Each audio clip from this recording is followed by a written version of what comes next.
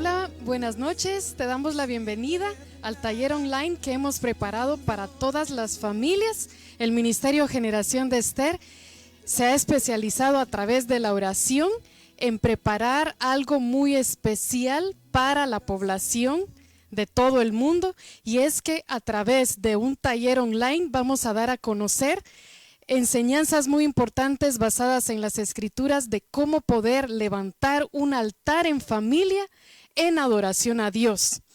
Sabemos la importancia en el contexto mundial que estamos viviendo de podernos arraigar cada vez más en la fe, de arraigarnos cada vez más a la torre fuerte que es Jesucristo, y Él nos motiva a través de sus Escrituras y a través de muchos ejemplos que están escritos en estos pasajes, cómo poder levantar un altar de manera de cercar tu casa, amurallar tu casa espiritualmente a ti y a tus hijos. Entonces te damos la bienvenida al tema número 1. Pero antes de entrar al mensaje, quiero que tú en este momento prepares tu Biblia, la tengas cerca, también prepares una hoja y prepares un lápiz o lapicero.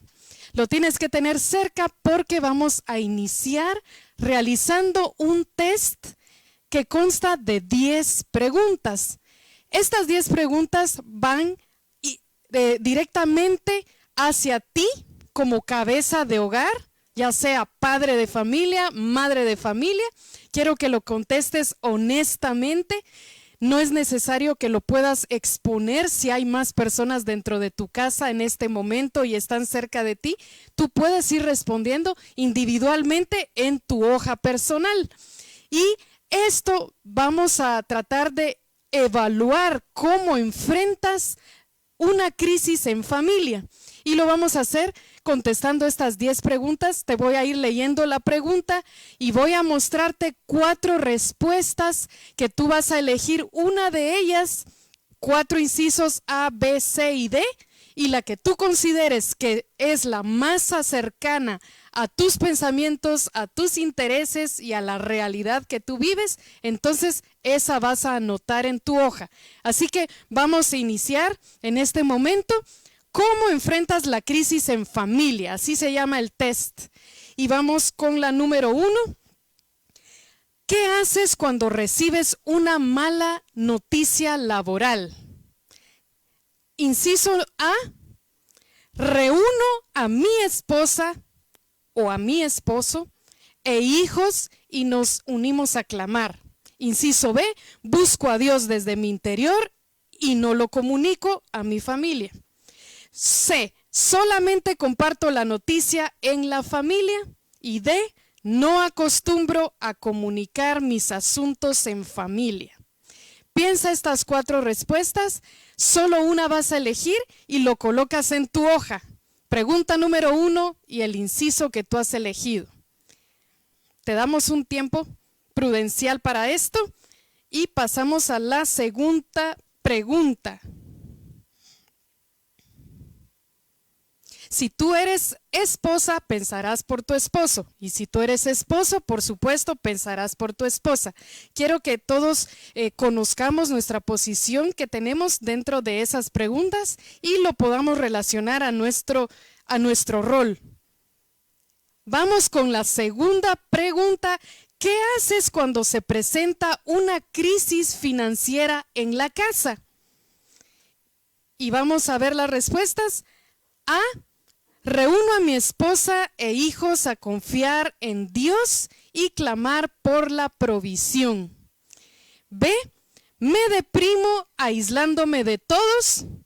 C, murmuro todos los días sobre la crisis. Y D, me enojo con Dios, estoy alterado y estoy a la defensiva con todos.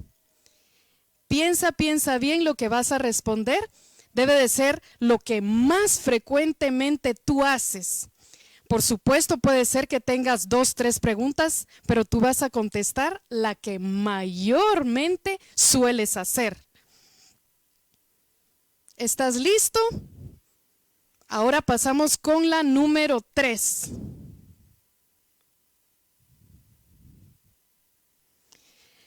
¿Qué haces para corregir la falta cometida por un hijo?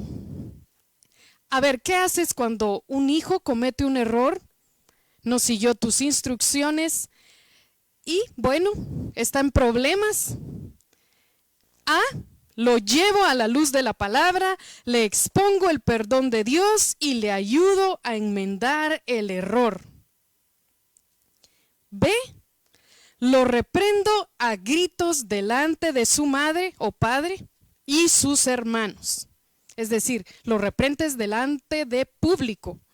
C, lo castigo severamente luego de golpearlo. Es decir, tú lo sancionas, le restringes cosas luego de golpearlo y utilizas una medida violenta. E inciso D, expulso de la casa al hijo rebelde. No importa si es hijo o hija o los hijos por número que sean, tú tomas esta opción. Entonces contesta honestamente qué es lo que tú sueles hacer ante esta circunstancia. Muy bien, ¿estás listo? Pasamos con la pregunta número 4.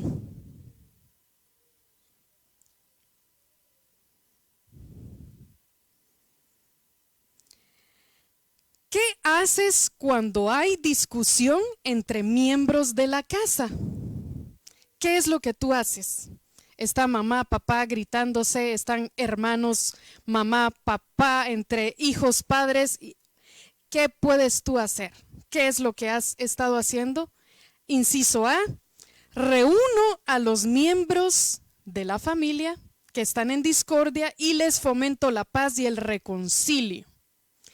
B, le pido a mi esposa que controle el asunto o le pido a mi esposo, padre de familia, que controle el asunto, dependiendo. Y C, los reprendo con sanciones severas.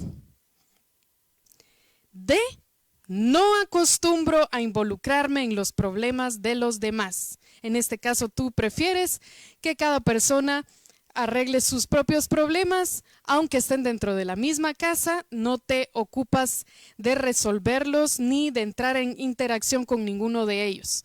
Entonces, contesta sinceramente, honestamente, para que al final lleguemos a una conclusión de acuerdo a tus respuestas. ¿Estás listo? Vamos ahora con la número 5. Y es, ¿qué haces cuando hay un miembro gravemente enfermo en la familia? ¿Qué has hecho anteriormente o si estás viviendo esto actualmente, qué es lo que has estado haciendo? Entonces, muestro las 4 respuestas. A, reúno a todos en casa a interceder por él. Es decir, si tú eres padre o madre de familia, tú unes a todos en casa, entran en clamor permanente por la salud de este hijo, o si es que hay varios hijos en esa circunstancia, lo hacen a favor de todos. B, procuro fomentar la fe en todos los miembros de la casa, que yo sé que Dios tiene el control. B, ahora vamos con la C. Me preocupo y reprendo a mi esposa o esposo por el descuido.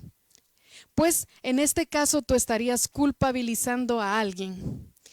Pues en vez de enfocarte en darle una solución a esta gravedad que tomó por sorpresa a la familia, entonces tú comienzas a buscar los culpables.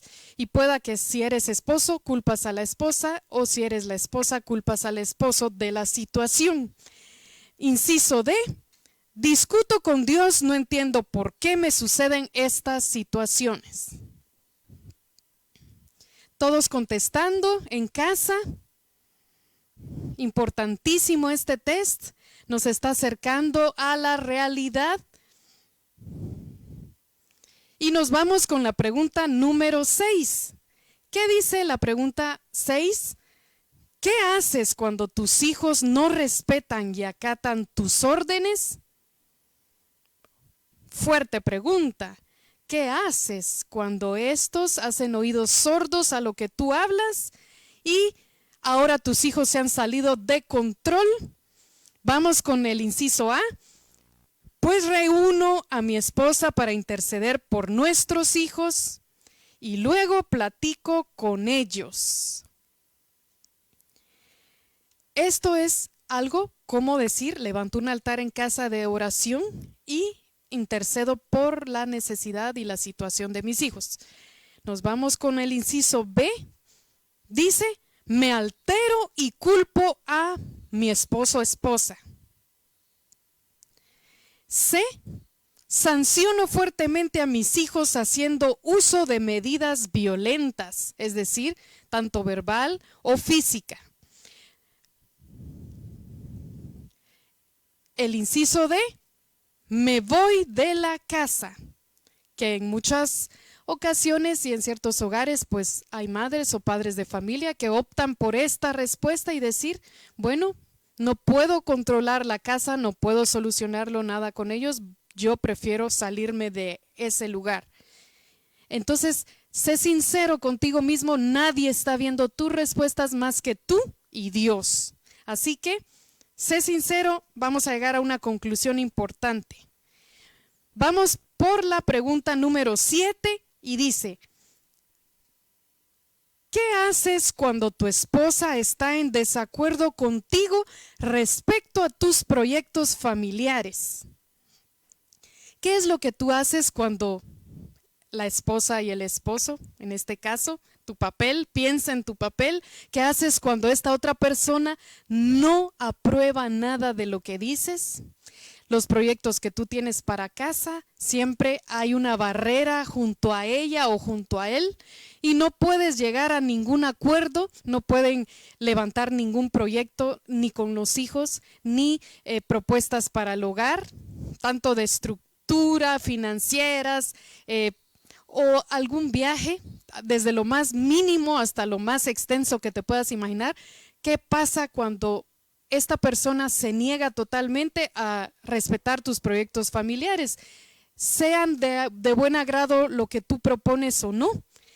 Queremos saber qué es lo que tú respondes y es inciso A. Entramos a un tiempo de conversación con mi pareja para definir bajo la sabiduría de Dios lo que hemos de realizar. Inciso B. Corto comunicación y me alejo. Por supuesto, te alejas de tu pareja, te alejas del esposo o la esposa y no le hablas. No importa cuánto tiempo pase. Inciso C. Basta con mi opinión para realizar mis objetivos, es decir, tú no te complicas la vida en ese sentido, pero tampoco estás respetando la opinión de alguien más. Así que optas por hacer las cosas ya sin consultarlas, sin llegar a un acuerdo, y lo tomas como una opción. Si es tu actuar, entonces darás clic C. Ahora vamos con el D, es comienza la contienda. Eso significa que si alguien no entra en acuerdo contigo, pues comienza la contienda. Es en ese momento donde empieza la fricción. Se armó la guerra en la casa porque ahora ya no hay agrado, no hay comodidad, no hay confort. Sinceridad, por favor, en estas respuestas.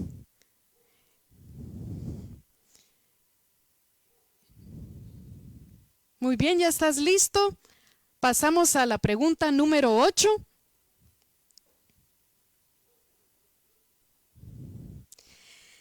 Y esto dice, ¿cómo es la confianza que tiene tu esposa e hijos en ti? Esto es necesario que lo evalúes. Quiero darte el tiempo para que lo pienses. ¿Cómo es la confianza que tiene tu esposa o esposo e hijos en ti? Es decir, ¿cómo ellos te ven? ¿Se sienten protegidos por ti? ¿Se sienten defendidos o se sienten atribulados? ¿Sienten desconfianza porque no encuentran un momento cómodo para tomar una opinión delante de ti? ¿Se sienten intimidados, culpables, juzgados delante de ti? Vamos a ver las respuestas. Tú puedes decir que la confianza que tu esposa, esposo e hijos te tienen es excelente, es buena, es regular o es mala. ¿Cómo la consideras? Ya sabes, se refiere a la confianza en entablar una plática, en realizar una acción en casa, la confianza en poder tomar una decisión y saber que todo está en la normalidad y aceptabilidad de los padres, cómo ellos te ven a ti. Excelente, bueno, regular o malo. Ya vamos llegando a las dos últimas preguntas y vamos con la número 9 y nos dice, ¿cómo describirías a tu familia? ¿Cómo la describirías? Yo te voy a colocar las 4 respuestas, quiero que las analices. Ideas, el inciso A nos dice, yo considero que tengo una familia que confía en Dios y vive bajo sus ordenanzas. Eso dice el inciso A. El inciso B dice, considero que somos una familia unida, imperfectos, pero somos felices. Si te das cuenta, no menciona nada de vivir bajo la voluntad de Dios, solo dice somos imperfectos pero somos felices. Quiero que tomes en cuenta eso. El inciso C, familia con muchos problemas emocionales, discordia, heridas antiguas y consecuencias de pecado. O D, somos una familia desintegrada, lo cual significa falta alguien en casa. O si ese alguien se asume que está en casa, pero espiritualmente, emocionalmente está ausente, aunque su figura física esté presente, pues también es una familia desintegrada. Lo puedes tomar como eso si esta es tu situación. Así que piensa bien, ¿cuál de estas 4 descripciones resume en pocas palabras lo que piensas de tu familia?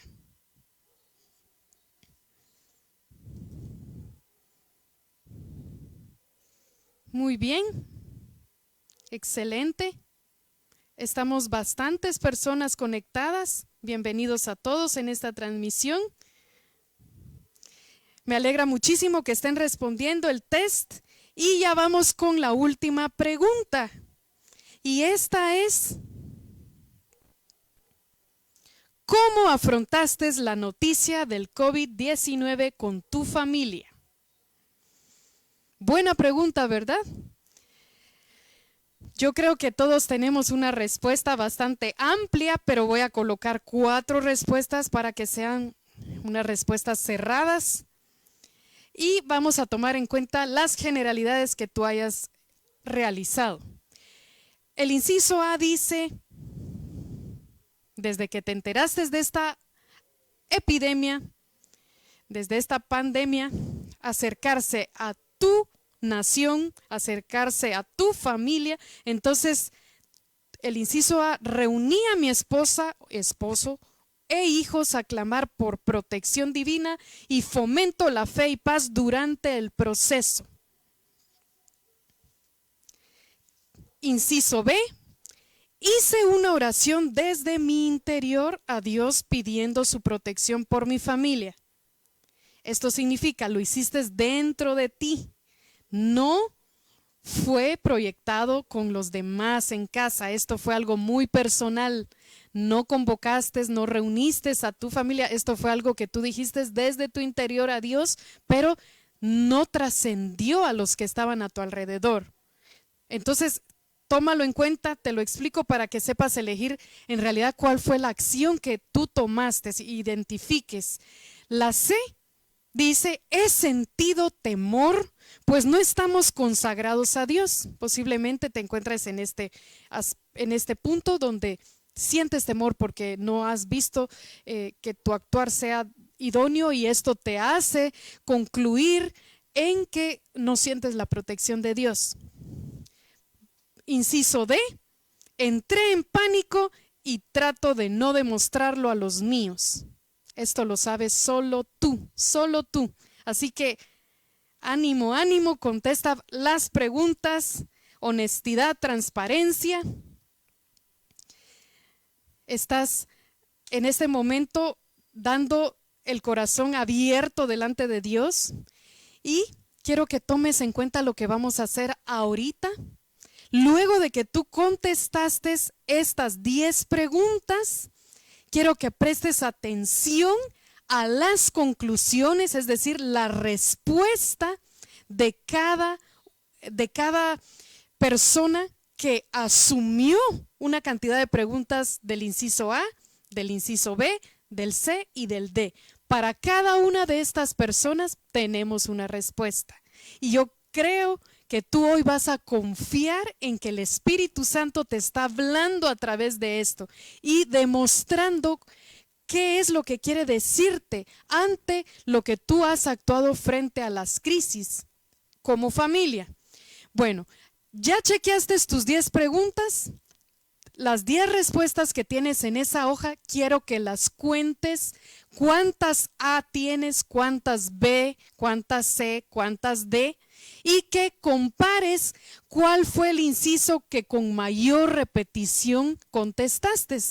Si tuviste la mayoría de respuestas A, entonces yo te daré la respuesta a ti que contestaste la mayoría de respuestas A. Si las tienes B, son la mayoría de tus respuestas, yo llegaré a darte tu resultado, y de C y de D. Así lo vamos a hacer consecutivamente. Así que todos aquellos que en este momento vean en su hoja un porcentaje mayor de la media, es decir, más del 50%, contestaste como A, y realmente todo apunta a que tú tienes respuestas del inciso A, te doy tu respuesta y dice: felicidades. ¿Por qué felicidades? Aquí dice en las Escrituras, Mateo 7:24, este es un versículo directamente para ti, quiero que lo tomes. Dice: por tanto, cualquiera que oye estas palabras mías y las pone en práctica, será semejante a un hombre sabio que edificó su casa sobre la roca. Y escucha, cayó la lluvia, vinieron las torrentes, soplaron los vientos, azotaron aquella casa, pero no se cayó, porque había sido fundado sobre la roca. Esta eres tú, este eres tú. Y tu familia está englobada en este versículo, porque tú como cabeza de hogar, ya sea esposo o esposa, has sabido ejercer tu liderazgo en casa, has sabido influir positivamente ante una crisis, no te has perturbado, has actuado de acuerdo a la voluntad de Dios. Así que tú eres una familia estructurada, estás siendo gobernada por el Espíritu Santo porque lo dejas entrar a Él, priorizas a Él.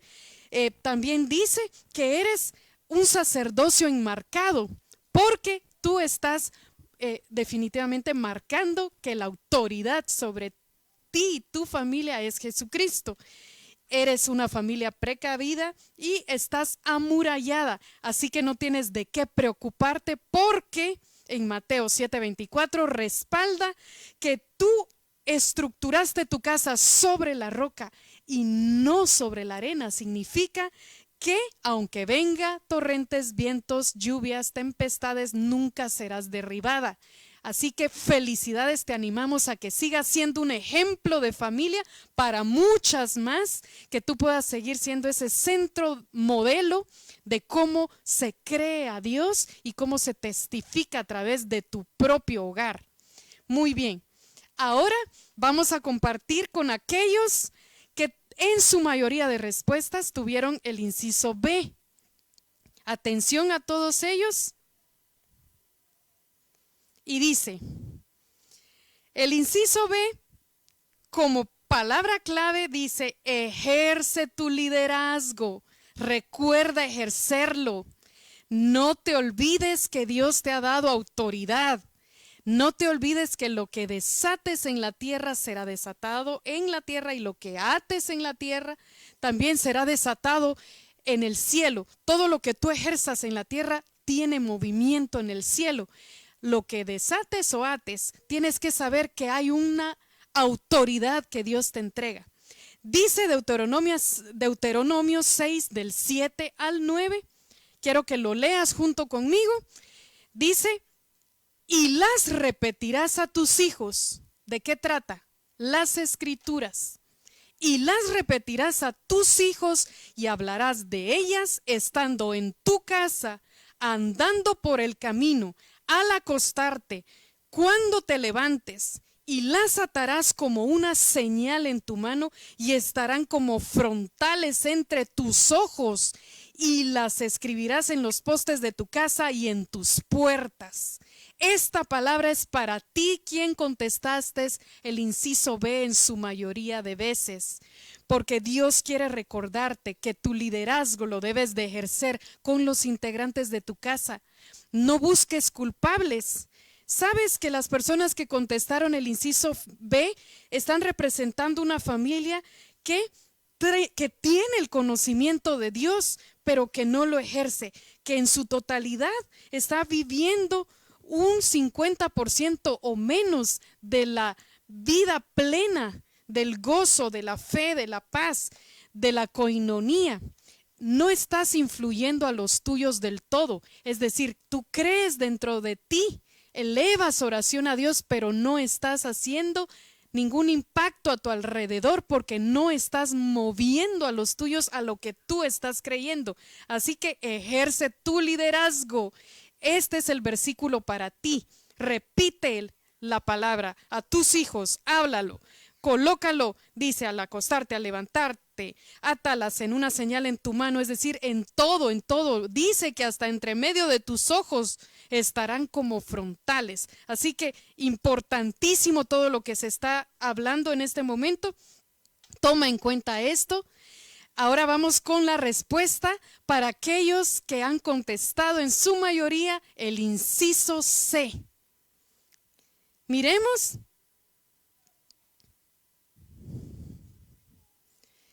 A ti, familia que contestaste como número 1 el inciso C, Dios te dice: no pierdas el control, no pierdas el control, no te salgas de tus casillas, no te desubiques, no te afanes, no te atropelles.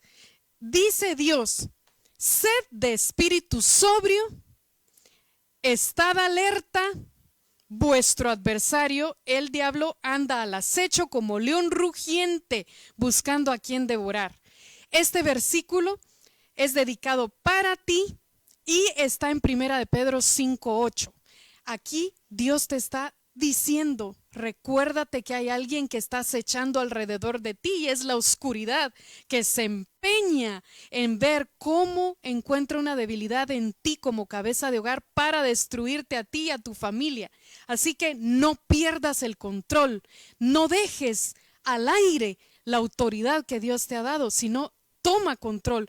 Dice que debes de ser de espíritu sobrio, estar en tus 5 sentidos, alerta, vigilante, como atalaya. No debes dormir espiritualmente, sino estar pendiente qué está pasando con tu matrimonio, qué está pasando con tus hijos, qué está pasando contigo como cabeza de hogar, qué está pasando, cuántos años.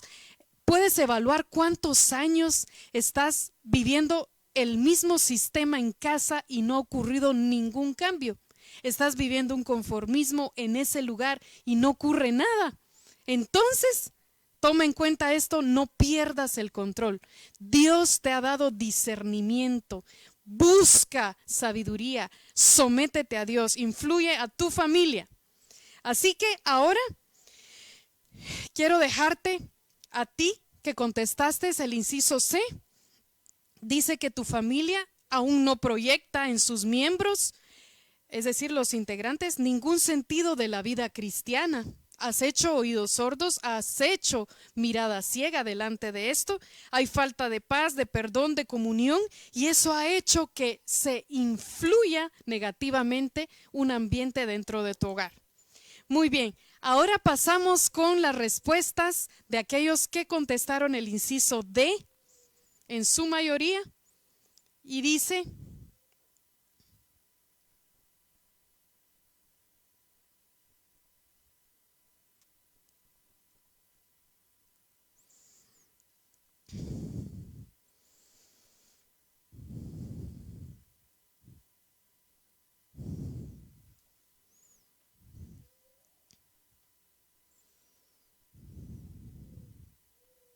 muy bien, reflexiona, reflexiona. Este es el momento de que tú puedas entrar en un tiempo de abrir tus ojos, de quitar la venda, porque Dios te manda este mensaje en Mateo 7:26. Dice: y todo el que oye estas palabras mías y no las pone en práctica, será semejante a un hombre insensato que edificó su casa sobre la arena, y cayó la lluvia. Vinieron las torrentes, soplaron los vientos, azotaron aquella casa y cayó. Y mira, fue grande su destrucción.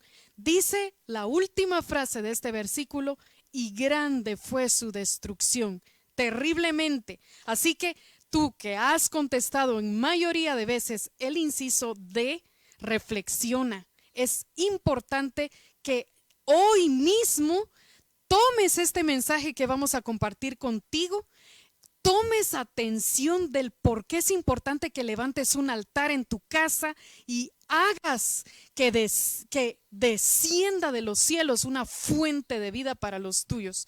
No dejes que se te salga de las manos lo que Dios te regaló. Si tienes una familia, entonces recuérdate que Dios va a venir a pedirte cuentas por ella. No te va a venir a pedir cuentas por tu trabajo, no te va a venir a pedir cuentas por tu sistema académico, por tu gobierno, por tu ministerio. Él te va a venir a pedir cuentas por tu matrimonio, por tus hijos, uno por uno. Así que reflexiona, inciso D.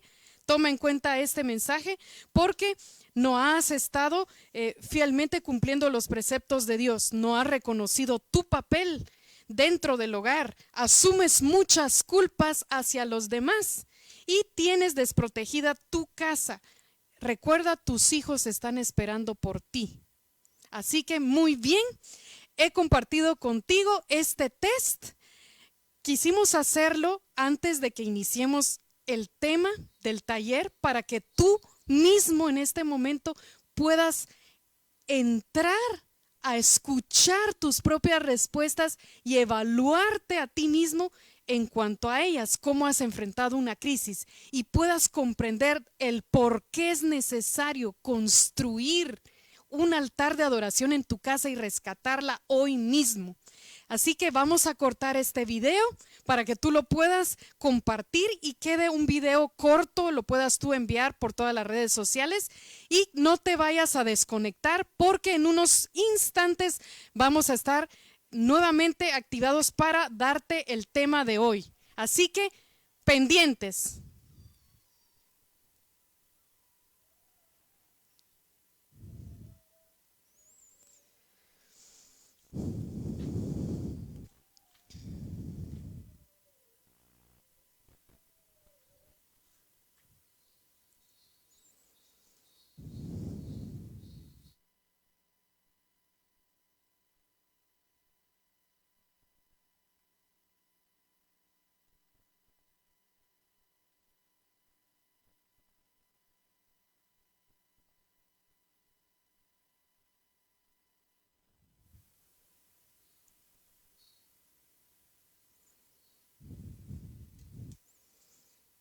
Muy bien, ¿estamos listos? Estamos ya entrando al tema número 1, construyendo un altar en familia a Dios. ¿Cuántos están interesados en dejar que el Espíritu Santo ponga las normas en la casa? Venga a colocar su sabiduría, venga a hacer la ordenanza que desde hace mucho hemos estado necesitando. ¿Cuántos estamos interesados en levantar un altar de adoración? Yo sé que luego que tú entiendas un montón de términos que vamos a hablar hoy y de pasajes, vas a poder definir exactamente ese altar en tu casa. Si tú estás acompañando a tu esposa o a tu esposo a escuchar este mensaje, por favor, presta la debida atención, porque Dios te ha delegado a ti como cabeza de hogar, y de ti demandará lo que ocurra en tus generaciones, en tus descendientes. Si el padre de familia hoy está frente a esa pantalla, bienvenido seas. Estás en el lugar correcto para comenzar a ordenar lo que Dios te ha dado y comenzar a ejercer lo que ya tienes como autoridad. Está escrito desde el inicio. Si está delante de esa pantalla una madre de familia y no se encuentra el padre, recuerda que tú eres la ayuda idónea, que también Dios te ha entregado poder. Dios te ha dado poder para manejar a través de la sabiduría, a través de lo que Él permite que tú hagas con tus hijos también.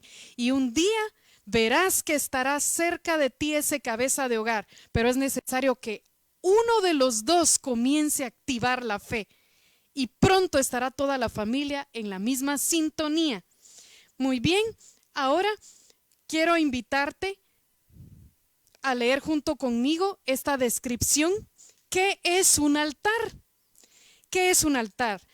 Si lo pensamos desde el punto de una terminología secular, para todas las naciones del mundo desde la época antigua, en los lugares que esto se acostumbraba a hacer, un altar era un montículo, una piedra o una construcción elevada donde se celebraban ritos religiosos y donde se entregaban ofrendas, se hacían sacrificios. Entonces, esto lo practicaron muchos personajes que confiaban en Dios. Esto se encuentra en el Antiguo Testamento. Muchos de estos hombres edificaron altar a Jehová y utilizaban estos medios de estructuras como piedra, cimentadas, para que en la superficie ellos colocaran un holocausto, una ofrenda, y esta, al descender fuego sobre ellas, llegara con olor grato a la presencia de Jehová. Entonces, la palabra altar desde el hebreo significa un lugar de matanza, porque ahí se hacían sacrificios. Desde el griego se llama un lugar de sacrificio. Y eran especies animales, regularmente corderos, que eran expuestos a este tipo de holocausto o de ofrenda para mostrar y simbolizar que había un pacto entre el pueblo de Dios y Jehová. Entonces, aquí tú vas viendo qué significa un altar. Un altar desde la época antigua significaba una victoria antes y una victoria después. Es decir, muchos de estos hombres que edificaron altares eran tan fuertes espiritualmente, tan reverentes espiritualmente, que antes de salir a la guerra ellos marcaban victoria elevando una ofrenda a través de un sacrificio, de un holocausto, y lo volvían a repetir cuando ellos ya habían ganado la batalla también, porque Dios nunca los dejó en vergüenza. Así que volvían a edificar un altar y estos elevaban adoración.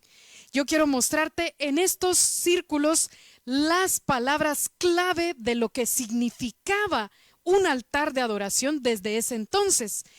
Era un medio de petición.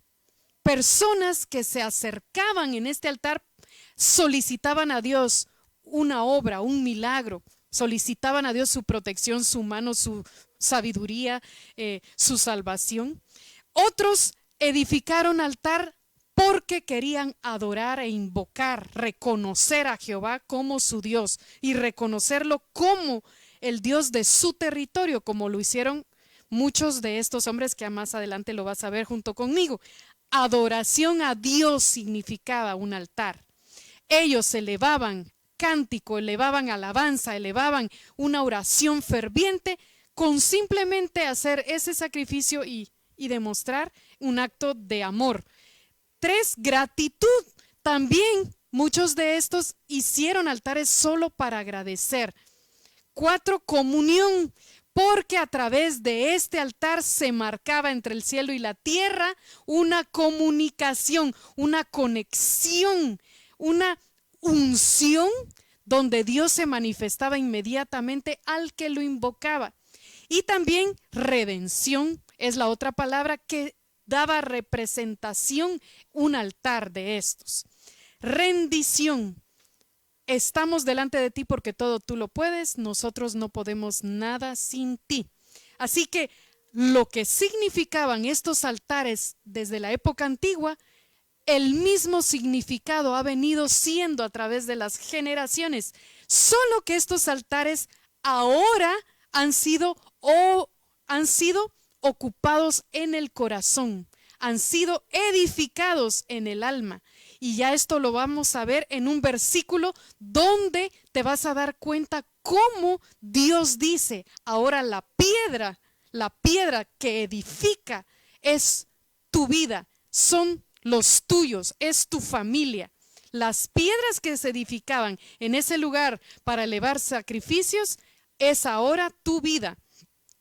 Muy bien, el propósito principal del altar era establecer y mantener la relación del pacto entre el pueblo de Israel y Dios. Lo encontramos en Éxodo 20, 24, en Levítico también del capítulo 1, del 5 hasta el 16 en versículos. Y miramos también que existieron muchos hombres de Dios que ellos representaban su casa, representaban su nación y edificaban altares. Por ejemplo, mencionamos a Jacob. Él edificó un altar y lo hizo porque Dios se le apareció. Dios se le manifestó, levantó un altar de adoración y no solo eso, le puso nombre a ese altar. Abraham edificó un altar de adoración también. Él no solo hizo uno, podría mencionarse muchos altares de adoración. Cada hombre elevó muchos altares de adoración en diferentes etapas y diferentes panoramas. Moisés también hizo otro, Elías, Noé. Si podemos mencionar a Noé, cuando él quiso tomar nuevo territorio, es decir, la tierra que ya él podía pisar con sus pies, porque se había detenido ya el arca y ya habían tocado tierra firme, él edifica un altar. Y en las escrituras muestra cómo el primer altar edificado delante de Jehová, el que Noé hizo. Así que como territorio él estaba marcando, ahora Jehová ven y bendíceme.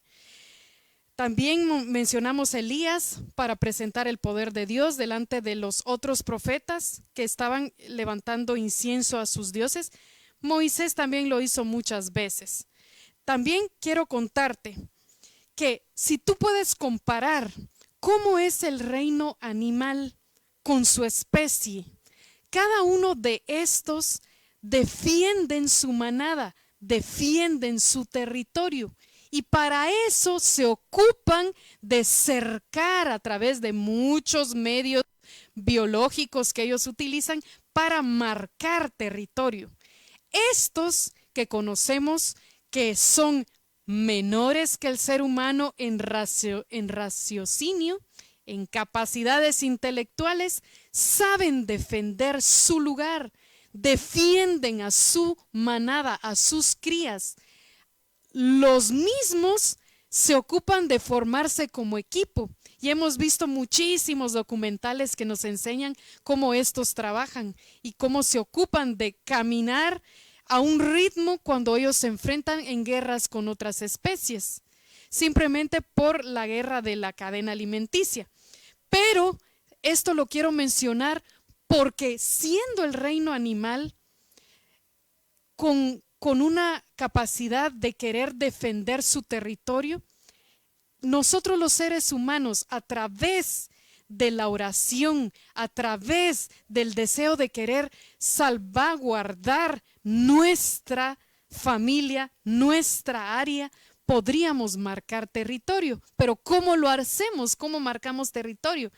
Estos hombres lo marcaron a través de altares de adoración, donde al momento de edificar rocas, ese instante Jehová hacía descender fuego sobre ese altar y entonces Dios se manifestaba. Porque como Noé dijo, estoy en tierra nueva, necesito a Jehová de ahora en adelante. Aquí soy yo y mi familia. Necesito levantar este altar y que Dios bendiga nuestras tierras, bendiga nuestros frutos, bendiga todo lo que tenemos que hacer de ahora en adelante, porque no hay aquí familia alguna más que la mía. Y aquí dependemos de Dios. Entonces ese ejemplo lo quise hacer comparativo, para que vayas viendo de dónde también estos hombres se defendían a marcar territorio de esa forma. Dice en Éxodo 20:24, altar de tierra harás para mí, decía Jehová, y sacrificarás sobre él tus holocaustos y tus ofrendas de paz, tus ovejas, tus vacas, en todo lugar donde yo hiciere que esté la memoria de mi nombre. Vendré a ti y te bendeciré. ¿Quién pidió este altar? Jehová mismo lo pidió y lo hizo para que él viniera a ti y te bendiga. Esto lo mencionó desde el libro de Éxodo al pueblo de Israel. Cuando tú me edifiques altar, yo vendré a ti y te bendeciré. Levanta un altar y hazlo en cualquier lugar donde yo hiciere que la memoria de mi nombre esté presente. Eso es lo que está diciendo este versículo. Así que estos hombres no edificaron uno solo, lo hicieron muchas veces, como les mencioné, porque esto funcionaba como una señal de impacto. En ese lugar nadie puede entrar. Así que yo quiero decirte, el altar traducido a nuestra actualidad, traducido a nuestras épocas y específicamente traducido a tu familia, es aquel momento en el cual tú abres la puerta de tu casa, dejas que Dios entre y le pongas un asiento en ese lugar para que Él también tenga una habitación en tu casa. ¿Es fácil?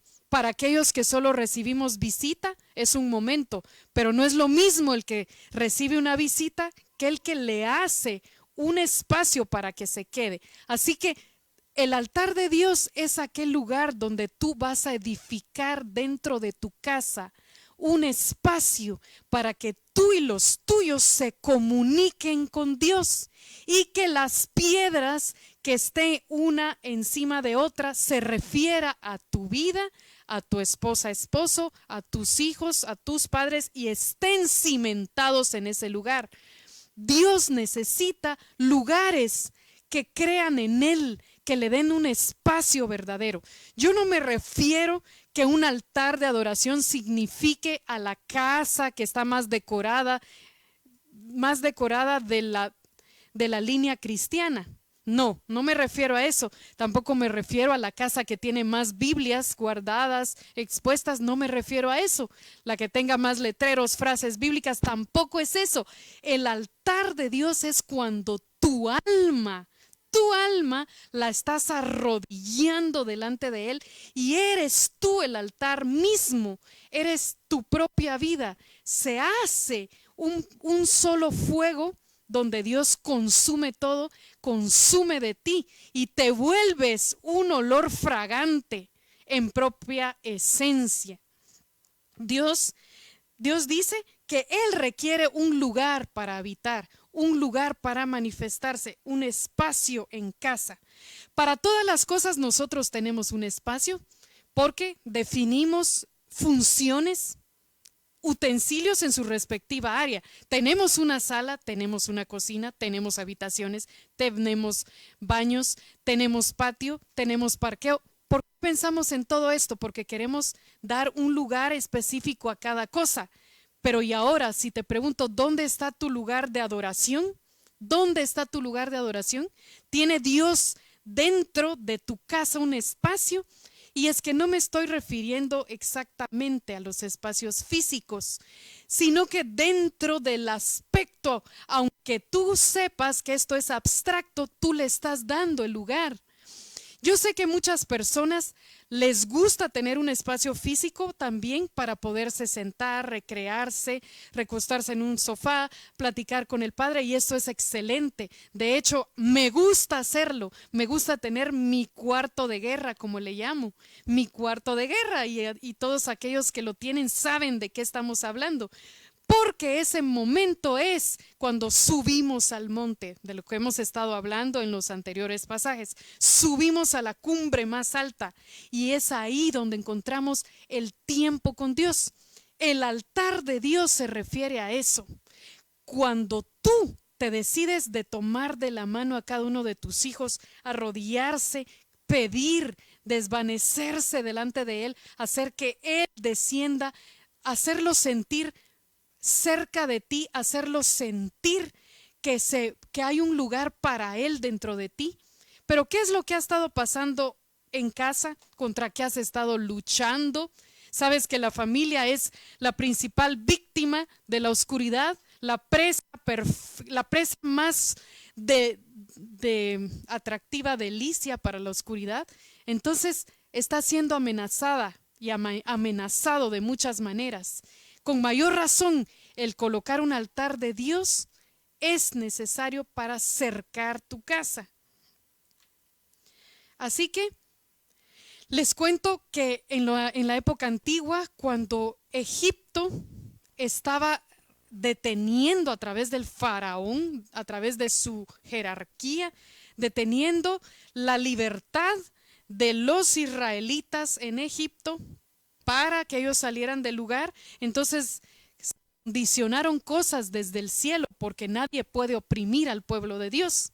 Y el mismo cielo se encargó de poner condiciones para presionar a que el Egipto liberara al pueblo de Dios.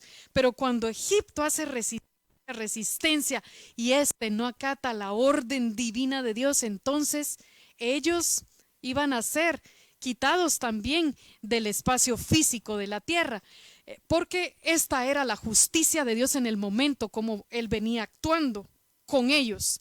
Entonces aparece un versículo que quiero compartir y es el Éxodo 12:23. Es cuando Dios le dice a través de Moisés a todos los israelitas que era necesario que cada uno de la familia que creía en Él, que servía en Él, que era nacido de Él, se encargaran de colocar en los dinteles de la casa sangre de cordero, y que este cordero tenía que ser sacrificado, pero un cordero sano, limpio, el mejor, y también que no podía quebrárseles los huesos de las piernas. Entonces la sangre la tomarían para que pintaran en el dintel de la casa una marca donde al momento de que viniera el juicio hacia Egipto, se respetara la puerta de cada casa. Esto dice, y cuando vea la sangre en el dintel y en los dos postes de la puerta, el Señor pasará de largo aquella puerta y no permitirá que el ángel destructor entre en vuestras casas para herirnos. Aquí nos está diciendo, Dios no va a permitir que te toquen a ti ni que toquen a los tuyos mientras tú coloques una marca pública. ¿Por qué? ¿Por qué? Porque la marca estaba puesta fuera de la casa, no dentro de la casa. Es decir, en la casa se estaba comiendo ese cordero porque fue permitido comerlo, pero afuera se exhibía la sangre de ese cordero. Es importante que entiendas espiritualmente este pasaje, porque dentro de todo esto, si lo comprendemos, Dios da una indicación. Ellos debían de sacrificar un cordero limpio, puro, y comerlo, cenarlo tranquilamente, pero que la sangre se exhibiera afuera. Es decir, la carne era también una forma simbólica de demostrar que el Cordero Santo era Jesucristo y que en casa, en cena, ellos se comían de su cuerpo, comían del cuerpo de Dios, comían del cuerpo de Cristo, y fuera de la casa ellos daban testimonio con la sangre que pertenecían a Cristo. Así que a través de un altar de adoración en casa, que es decir, un tiempo donde tú te sometes a Dios con los tuyos y haces esa marca en la puerta de tu casa, nadie puede entrar. Recuerda que ni el pecado, ni la enfermedad, ni la plaga, ni el destructor puede entrar a una casa sin antes tocar la puerta. Nadie puede entrar sin antes tocar la puerta. Y si algo ha pasado adentro de tu casa es porque tienes que tomar en cuenta que esa puerta alguien la abrió cuando la tocaron. Nunca entra un pecado a casa, ni una oscuridad, ni una enfermedad solo porque sí. Algo está pasando adentro. Evaluar a cada uno de los de casa, evaluar a los integrantes, qué estamos haciendo. Importante que ejerzas tu liderazgo para que te des cuenta quién tiene que cerrar la puerta y quién tiene que mantener la llama de Dios dentro de tu hogar. En Éxodo 12:23 puedes anotar esto porque te va a servir mucho en estos tiempos necesarios. Dice Éxodo 12:27: y guardaréis esta ceremonia como ordenanza para vosotros y para vuestros hijos para siempre.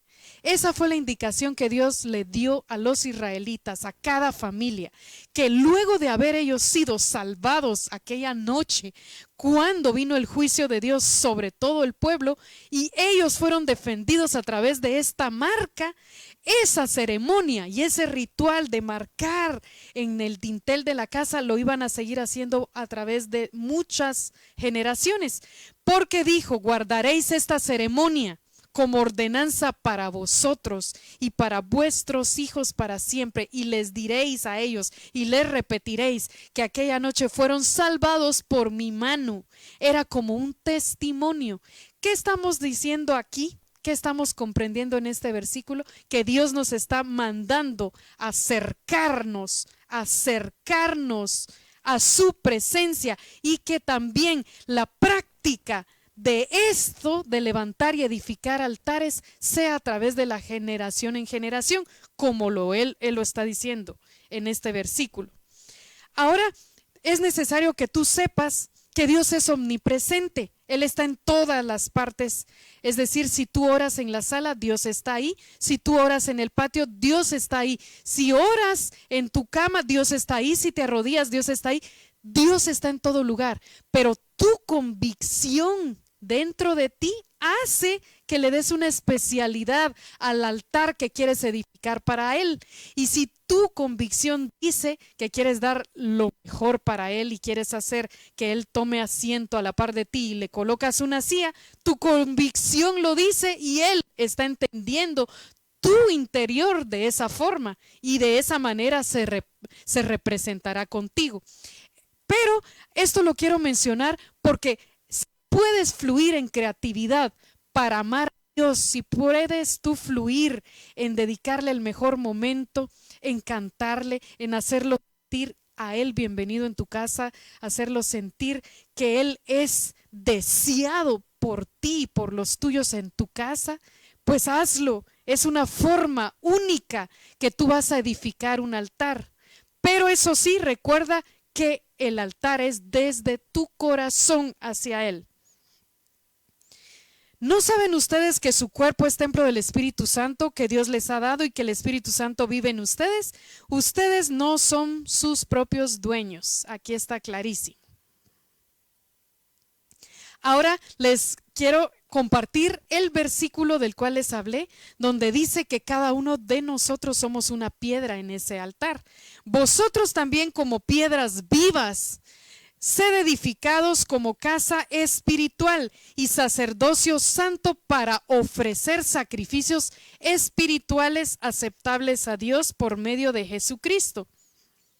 Esto es importante. Debes de reconocer que en este versículo nos enseña que tu esposa, tu esposo, tus hijos forman cada uno una piedra, pero piedra viva. Y estos son sacerdocio santo, donde tú vas a ofrecer sacrificios espirituales.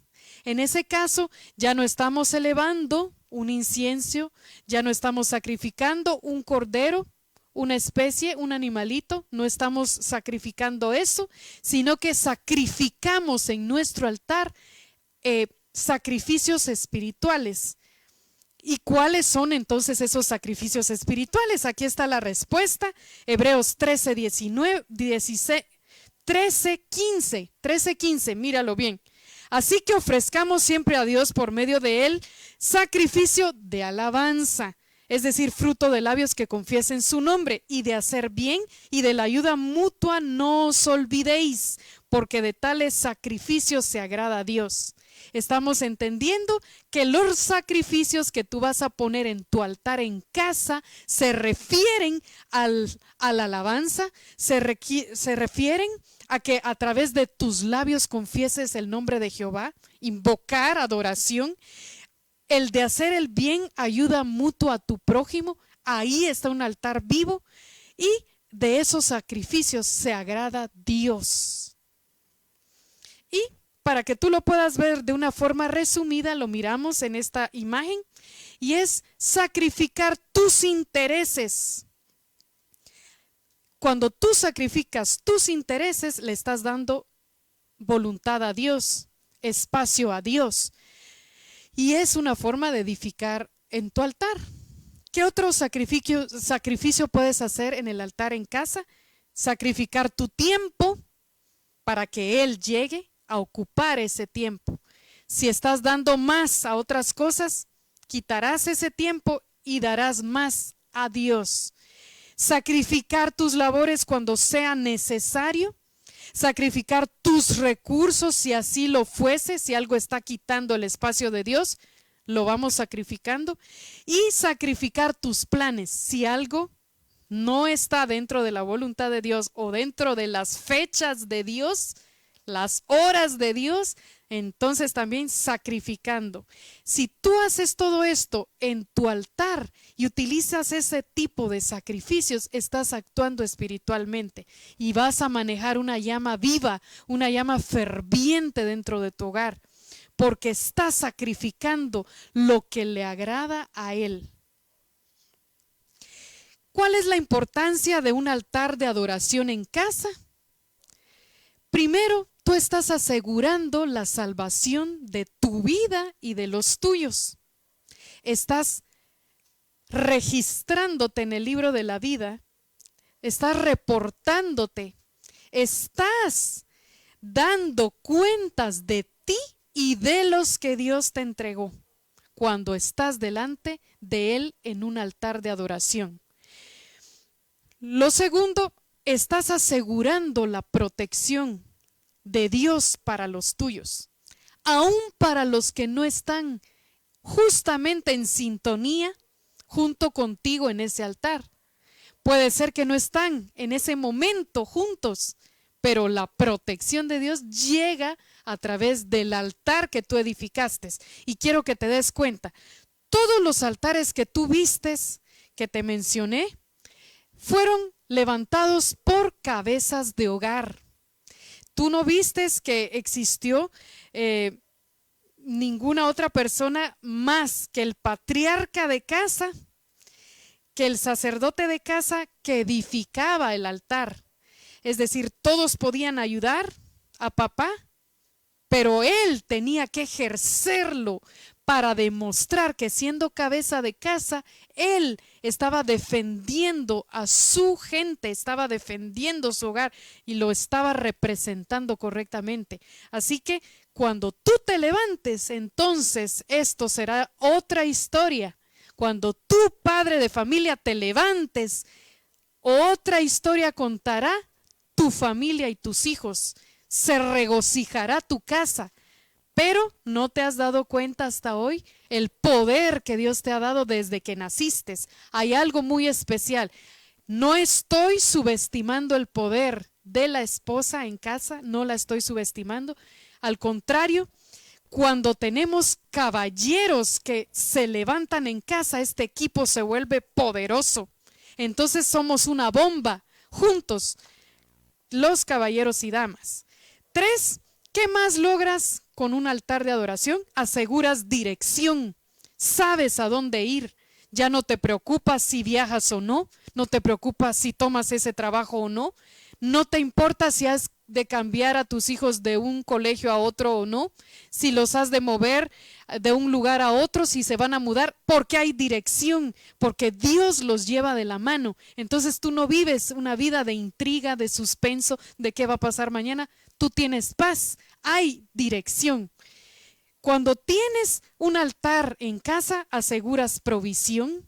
Entonces hasta tú mismo provocas un ambiente de alegría en tu familia, porque tú estás tomado de la mano de Dios quien te provee. Entonces toda la casa está feliz, no sienten la escasez cuando la hay, no la ven porque hay un padre de familia y una madre de familia que están manifestando control, están manifestando sugestión a Dios a través de ese altar y confían tanto que proyectan esto en los hijos. ¿Qué tipo de casa, qué tipo de ambiente quieres formar en los tuyos? ¿Te gusta que tus hijos digan, ya es hora de ir a casa, quiero entrar porque allá está mamá y allá está papá, me hacen sentir bien? ¿O te frustras cuando escuchas que tus hijos quieren ya solo estar afuera porque no te pueden ver, porque no toleran estar contigo, porque hay algo que choca todos los días? ¿Qué es lo que está pasando ahí? ¿Qué tipo de líder de casa eres? Si no tienes un altar de adoración, no puedes edificarte a ti y por lo tanto estás afectando a todos los que viven contigo. Debes de darte cuenta de esto. También, si tú tienes un altar, aseguras salud.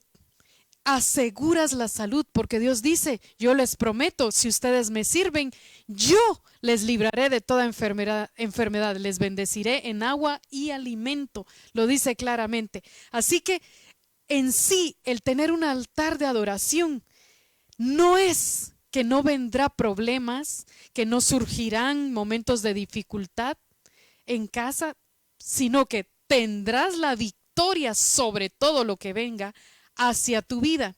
Tendrás la victoria ganada. Esa es la diferencia. ¿Qué pasa con los hogares que no tienen un altar de adoración?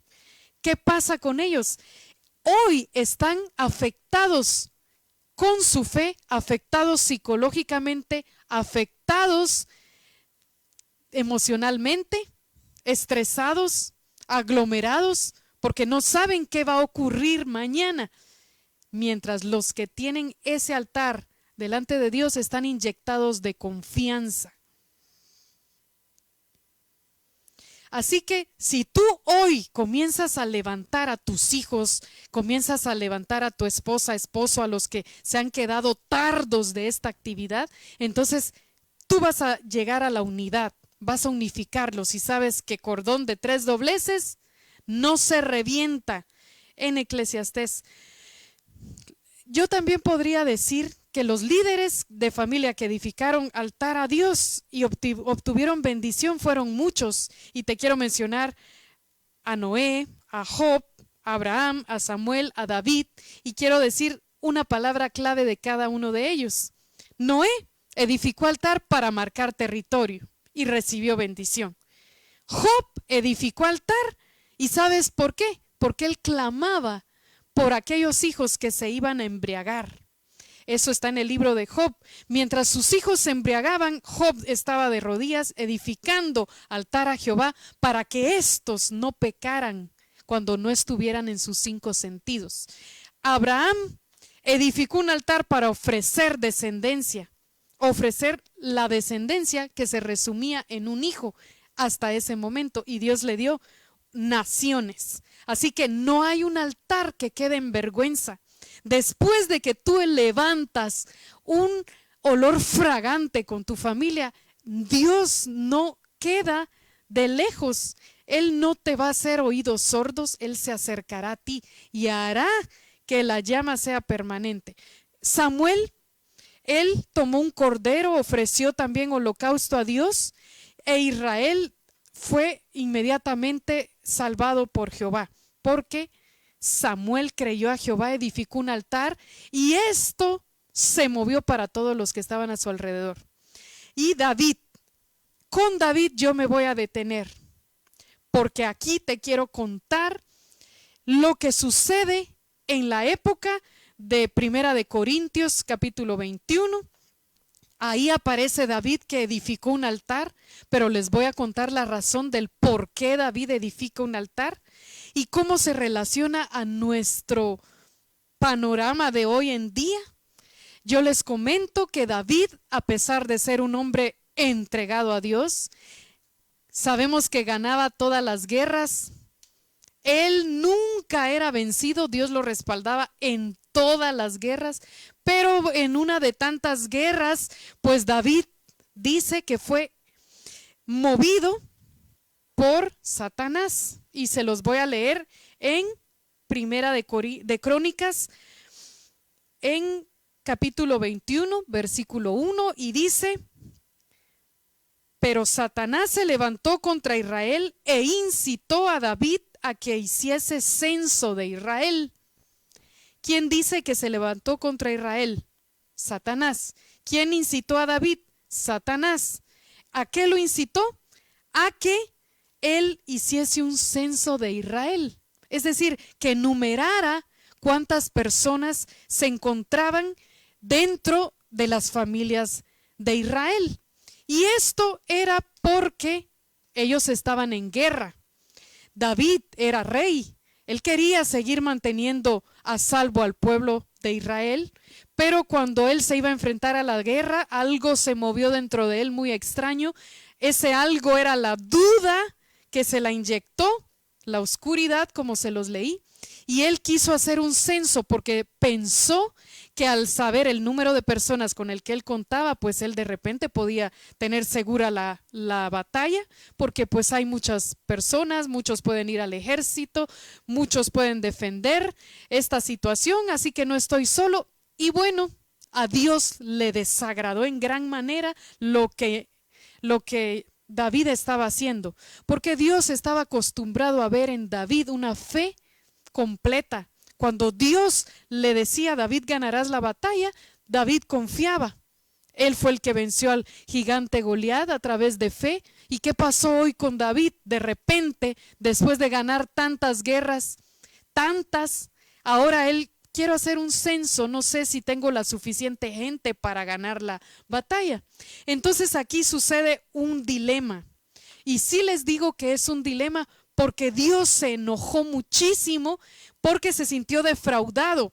Se vio como que David no confiaba en el poder que le estaba dando. Entonces Dios dijo: manda a un profeta a David y le manda a decir: yo vendré en juicio para Israel, porque tú no has detenido ese censo, tú no hiciste por arrepentirte desde que lo pensaste.